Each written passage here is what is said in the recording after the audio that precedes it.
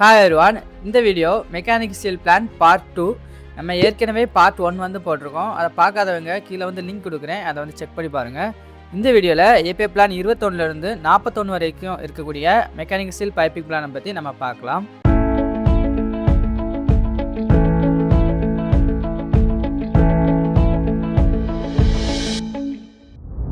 AB plan 21 பற்றி பார்க்கலாம். இந்த பிளான் வந்து எப்படி ஒர்க் ஆகுது, இந்த பைப்பிங் அரேஞ்ச்மெண்ட்லாம் எப்படி கொடுத்துருக்காங்கன்னு சொல்லிட்டு பார்ப்போம். பம்போட டிஸ்சார்ஜ் லேயர்லேருந்து ஒரு பைப்பிங் எடுத்து ஓரிஃபைஸ் மூலமாக நம்ம வந்து அதை கூலர் கொடுத்துருப்போம்.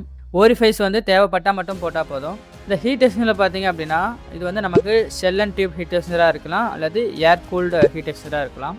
ஷெல் அண்ட் டியூப் ஹீட் எக்ஸ்சேஞ்சராக இருந்து அப்படின்னா நமக்கு வந்து கூலிங் வாட்டர் வந்து தேவைப்படும். ஸோ நம்ம கூலிங் வாட்டர் வந்து வெளியேருந்து நம்ம உள்ளே கொடுக்கணும். கொடுத்துட்டு இங்கேருந்து நம்ம பம்பிங் லிக்விடை வந்து கொடுப்போம். ஸோ அது வந்து நம்ம பம்பிங் லிக்விடில் இருக்க ஹீட்டை வந்து அப்சார்ப் பண்ணிவிட்டு அந்த ஹீட்டை வந்து எக்ஸ்சேஞ்ச் பண்ணிவிட்டு அது வந்து நமக்கு வெளியே வந்துடும். கூலான ஃப்ளூயிட் வந்து நம்ம மெக்கானிக் சீலுக்கு போகும். நம்ம ஏர் கூல்டு ஹீட் எக்ஸ்சேஞ்சர் கொடுத்தோம் அப்படின்னா நம்ம எக்ஸ்டர்னலாக கூலிங் வாட்டர் அல்லது கூலிங் ஃப்ளூயிட் வந்து கொடுக்க தேவையில்லை. இந்த பிளான் வந்து நம்ம லாஸ்ட் வீடியோவில் பார்த்தா ஏபி பிளான் 11 மாதிரி தான் ஒர்க் ஆகும். ஆனால் நம்ம எக்ஸ்ட்ரா வந்து ஹீட் எக்ஸ்சேஞ்சர் கொடுத்துருப்போம். ஹீட் எக்ஸ்சேஞ்சர் எதுக்காக கொடுத்துருக்கோம் அப்படின்னா நம்மளோட எக்யூப்மெண்ட் வந்து ஹாட்டான ஃப்ளூயிடை ஹேண்டில் பண்ணுது அப்படின்னா அந்த ஃப்ளூயிடை டிஸ்சார்ஜ் லைன் மூலமாக எடுத்து அப்படியே நம்ம வந்து மெக்கானிக் சீலுக்கு கொடுக்க முடியாது. அப்படி கொடுத்தோம் அப்படின்னா அது வந்து நம்ம மெக்கானிக் சீலில் இருக்கக்கூடிய ஹீட்டை வந்து ரிமூவ் பண்ணாது. அதனால நம்ம வந்து ஹீட் எக்ஸ்சேஞ்சர் போட்டிருக்கோம். இந்த ஃப்ளூயிடை வந்து ஹீட் எக்ஸ்சேஞ்சர் கொடுத்து அதை கூல் பண்ணி மறுபடியும் மெக்கானிக் சீலுக்கு கொடுக்குறோம். இந்த மாதிரி ப்ராசஸ் வந்து கண்டினியூவாக நடக்கும். இந்த மாதிரி பிளான்லாம் கொடுத்துருக்கக்கூடிய பம்பில் பார்த்தோம் அப்படின்னா இந்த ஏரியாவில் வந்து த்ரோட் புஷ்ஷிங் வந்து கொடுத்துருப்பாங்க. அது என்ன பண்ணும் அப்படின்னா இம்பலர் ஏரியாவில் வந்து அந்த ஹாட்டான ஃப்ளூயிட் தான் இருக்கும். ஏன்னா நம்ம பம்பு வந்து ஹாட்டான ஃப்ளூயிடை தான் ஹேண்டில் பண்ணுது.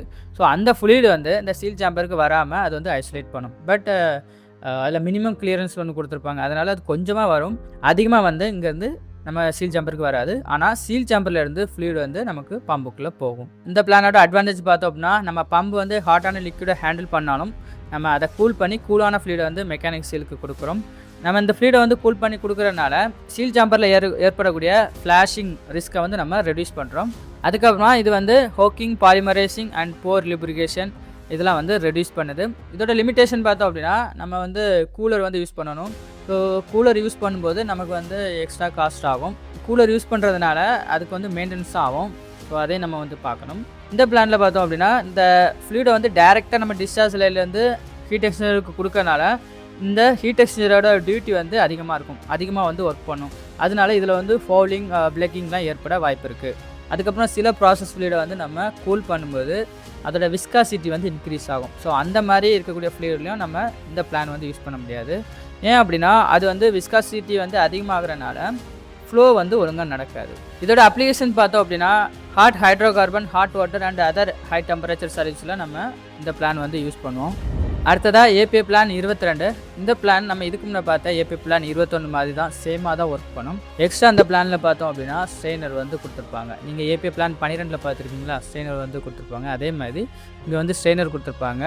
ஸோ நம்ம ஏற்கனவே பார்த்த மாதிரி ஹீட் எக்ஸ்சேஞ்சர் கொடுத்துருக்காங்க.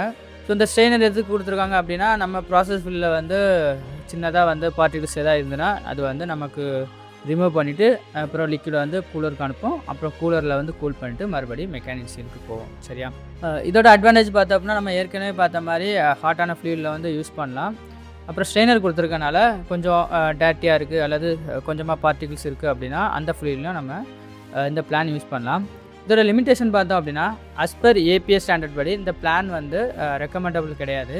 காரணம் என்னென்னா ஏபிஎஸ் ஸ்டாண்டர்ட் என்ன சொல்லுது அப்படின்னா ஒரு மெக்கானிக் சீல் பிளானை நம்ம இன்ஸ்டால் பண்ணதுக்கப்புறம் கண்டினியூவாக வந்து எந்த ப்ராப்ளமும் வராமல் 3 வருஷம் வந்து ஒர்க் ஆகணும். ஆனால் இந்த பிளான் நம்ம போட்டோம் அப்படின்னா இந்த ஸ்ட்ரெயினர் வந்து சோக்காக வாய்ப்பு இருக்குது. அதனால் அஸ் பர் ஏபிஎஸ் ஸ்டாண்டர்ட் படி இந்த பிளான் வந்து ரெக்கமெண்டபிள் கிடையாது. அடுத்ததாக ஏபி பிளான் 23. இந்த பிளான் வந்து ஒரு முக்கியமான பிளானு. நம்ம இதுக்கு முன்னே பார்த்த 2 பிளானை விடையும் இது வந்து கொஞ்சம் டிஃப்ரெண்ட்டாக வந்து ஒர்க் ஆகும். ஸோ எப்படி பைப்பிங் வந்து கொடுத்துருக்காங்க, எப்படி ஒர்க் ஆகுதுன்னு பார்க்கலாம். ஸோ இந்த பிளானில் பார்த்தோம் அப்படின்னா இந்த பைப்பிங் வந்து மெக்கானிக்கல் சீல் சேம்பர்லேருந்து எடுத்துருப்பாங்க. நம்ம இதுக்கு முன்னாடி பார்த்த பிளான்லலாம் இந்த டிஸ்சார்ஜ் லைன்லேருந்து எடுத்துருப்பாங்க. ஓகேங்களா? இந்த சீல் சேம்பர்லேருந்து பைப்பிங் எடுத்துருக்கனால இந்த ஃப்ளூயிட் எப்படி நமக்கு ஹீட் எக்ஸ்சேஞ்சருக்கு போகும் அப்படின்னா இந்த மெக்கானிக்கல் சீல் ஏரியாவில் வந்து ஒரு பம்பிங் ரிங் கொடுத்துருப்பாங்க. அந்த பம்பிங் ரிங் மூலமாக இந்த ஃப்ளூயிட் வந்து ஹீட் எக்ஸ்சேஞ்சருக்கு போகும். அங்கே போய்ட்டு கூல் ஆகிட்டு மறுபடி நம்ம மெக்கானிக் சீலுக்கு வரும். கண்டினியூஸாக இது வந்து ஒர்க் ஆகிட்டும். இது வந்து ஒரு க்ளோஸ் லூப்பு. இந்த பிளானில் நம்ம இந்த பைப்பிங் வந்து சீல் சாம்பர்லேருந்து எடுத்துருக்கனால இந்த ஹீட் எக்ஸ்சேஞ்சரோட டியூட்டி வந்து கம்மியாகுது. ஏன் அப்படின்னா நம்ம மற்ற பிளான்லாம் டிஸ்சார்ஜ்லேருந்து டேரெக்டாக அதே டெம்பரேச்சர் ஃப்ளூயிடை வந்து நம்ம ஹீட் எக்ஸ்சேஞ்சர் கொடுப்போம். பட் இங்கே பார்த்தீங்க அப்படின்னா நம்ம சீல் சேம்பரில் இருக்கக்கூடிய ஃப்ளூயிடை மட்டும் தான் கொடுக்குறோம். ஸோ இது வந்து இப்படி ரீசர்க்குலேஷனாக நடந்துகிட்டு இருக்கனால அந்தளவு ஹீட் வந்து இங்கே ஜெனரேட் ஆகாது. அதாவது இந்த பம்பிங் லிக்விடை கம்பேர் பண்ணும்போது அந்தளவு ஹீட் வந்து இங்கே ஜெனரேட் ஆகாது. ஸோ இந்த ஹீட் எக்ஸ்சேஞ்சரோட டியூட்டி வந்து கம்மியாக தான் இருக்கும். இதோட அட்வான்டேஜ் பார்த்தோம் அப்படின்னா நம்ம ஹீட் எக்ஸ்சேஞ்சரோட டியூட்டி வந்து கம்மியாக இருக்கனால இதோட லைஃபும் வந்து அதிகமாக வரும். மற்றபடி நம்ம ஏபி பிளான் 21 பார்த்த மாதிரி தான் சேம் அட்வான்டேஜஸ் தான். இதோட லிமிடேஷன் பார்த்தோன்னா அந்தளவுக்கு இதுக்கு வந்து பெருசாக லிமிடேஷன்ஸ் எதுவும் கிடையாது. இந்த பைப்பிங் டிசைன்ஸ் வந்து நம்ம ஒழுங்காக போடணும். அதே மாதிரி இந்த த்ராட் புஷ்ஷிங் வந்து கொடுத்துருக்கணும். இதோட அப்ளிகேஷன் பார்த்தோம் அப்படின்னா இது வந்து ஹாட் வாட்டர் சர்வீஸு, அதுக்கப்புறமா எங்கே வந்து 80 டிகிரி செல்சியஸ்க்கும் மேலே வந்து பம்பிங் லிக்விடோட டெம்பரேச்சர் போதோ அந்த இடங்கள்லாம் அந்த பிளான் வந்து யூஸ் பண்ணலாம். நீங்கள் பாய்லர் ஃபீட் வாட்டர் பம்ப்லலாம் பார்த்தீங்கன்னா காமனாக இந்த பிளான் தான் இருக்கும். அப்புறம் ஹாட் ஆயில் பம்பில் இந்த பிளான் இருக்கும். அப்புறம் ஹாட் ஹைட்ரோ கார்பன் சர்வீஸ்லாம் இந்த பிளான் வந்து நம்ம யூஸ் பண்ணலாம். இந்த பிளான் வந்து ஒரு முக்கியமான பிளானு. நீங்கள் கண்டிப்பாக படிச்சு வைங்க. இன்டர்வியூஸில் வந்து கண்டிப்பாக அந்த பிளான் வந்து கேட்பாங்க. அடுத்ததாக ஏபி பிளான் 31 பற்றி பார்க்கலாம். இந்த பிளான் வந்து எப்படி ஒர்க் ஆகுது அப்படின்னா பம்போட டிஸ்சார்ஜ் லைன்லேருந்து நம்ம பைப்பிங் எடுத்து சைக்ளோன் செப்பரேட்டருக்கு கொடுத்துருப்போம்.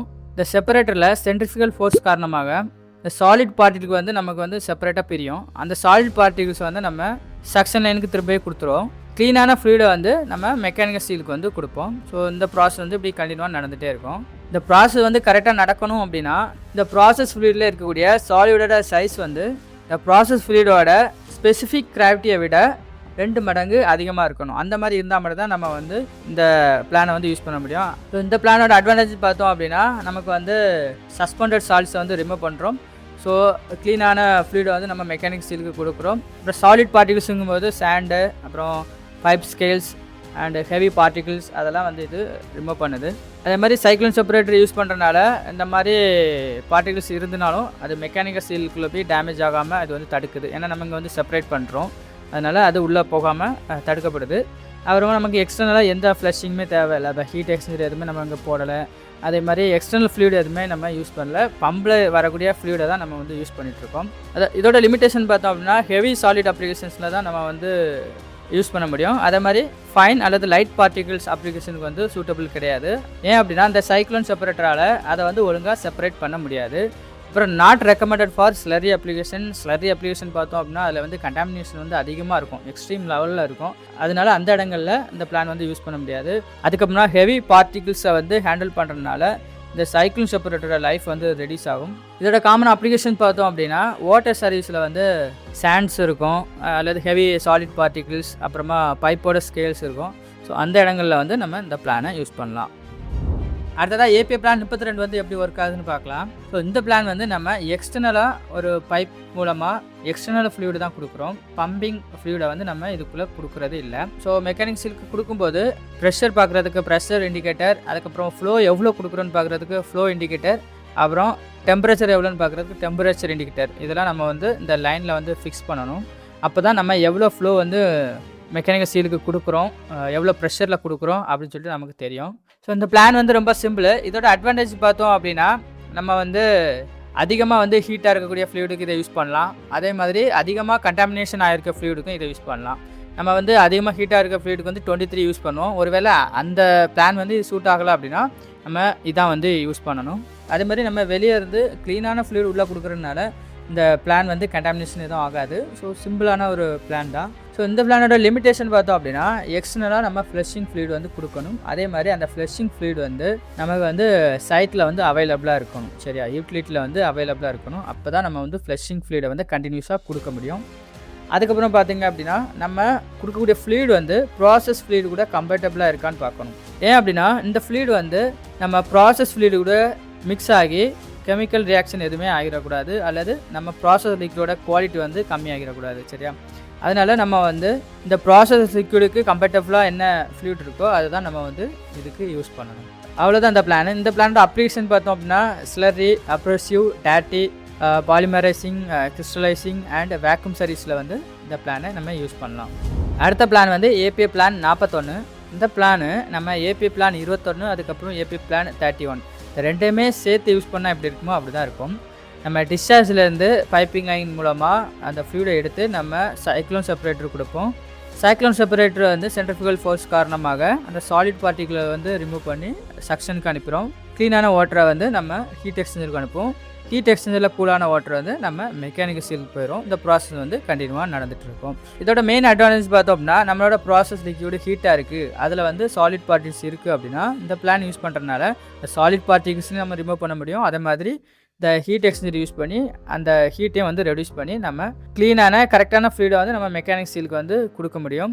மற்றபடி இதோட அட்வான்டேஜஸ் அப்புறம் லிமிட்டேஷன் எல்லாம் நம்ம ஏபி பிளான் 21 அப்புறம் 31 பார்த்துட்டோம். சேம் அதுதான். ஸோ அப்ளிகேஷன் பார்த்தோம்னா hot services containing heavy solid particles, அதே மாதிரி hot water with sand or pipes gas, அந்த இடங்களில் வந்து நம்ம இந்த பிளானை வந்து நம்ம யூஸ் பண்ணலாம். அவ்வளோதான் இந்த வீடியோ. இந்த வீடியோவில் வந்து ஏபி பிளான் 21 வந்து 41 வரைக்கும் நம்ம பார்த்துருக்கோம். அடுத்தது பார்ட் 3 போடும். அதில் வந்து நம்ம முக்கியமான சீலான 52, 53 இதெல்லாம் நம்ம வந்து கவர் பண்ணலாம். இந்த வீடியோ வந்து உங்களுக்கு யூஸ்ஃபுல்லாக இருக்கும்னு நினைக்கிறேன். உங்கள் ஃப்ரெண்ட்ஸுக்கும் வந்து ஷேர் பண்ணுங்கள். நீங்கள் மெக்கானிக்கல் இன்ஜினியராக ஆக ட்ரை பண்ணுறீங்க அப்படின்னா இதெல்லாம் வந்து கண்டிப்பாக இன்டர்வியூஸில் வந்து கேட்பாங்க. ஸோ படித்து வைங்க. தேங்க்ஸ் ஃபார் வாட்சிங்.